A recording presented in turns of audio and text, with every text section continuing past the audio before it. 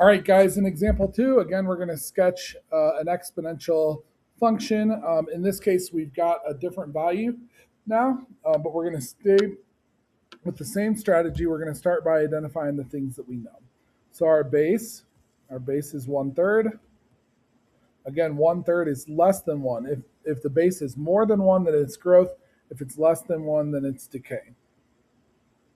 Okay, so it's decay. My value of h, that's going to be the number next to my x, and I look up here, I don't see any number next to x, and so h is going to be 0. And then my value of k is the number here at the end, which is 1. Okay, so 1. So that tells me that we have a horizontal asymptote at y equals k. In this case, k is equal to 1.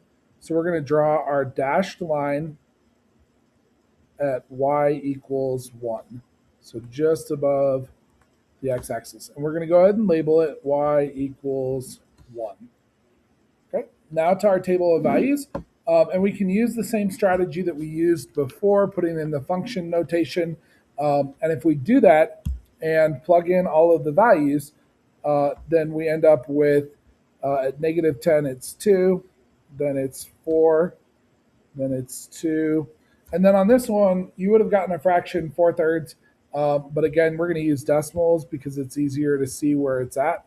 1.33 and then 1.11. So we're going to go ahead and plot those points. So at -2, we're at 10. -2, we're at 10. -1, we're at 4. -1, we're at 4. 0, we're at 2. 1, we're at 1.33. And then 2, we're at 1.11, which again is getting really close to that asymptote. So it might even touch it just a little bit. Then we connect our dots. Draw an arrow at the end of that. Go up to the top, draw an arrow at the end of that. And that is going to be our graph. Don't forget to put the y-intercept on there, 0, 2. And that's it. That's what you do. So again, get used to that Desmos. If you don't know how to use that Desmos, make sure you watch the video on example 1. I show you how to use Desmos to come up with all the different values of y.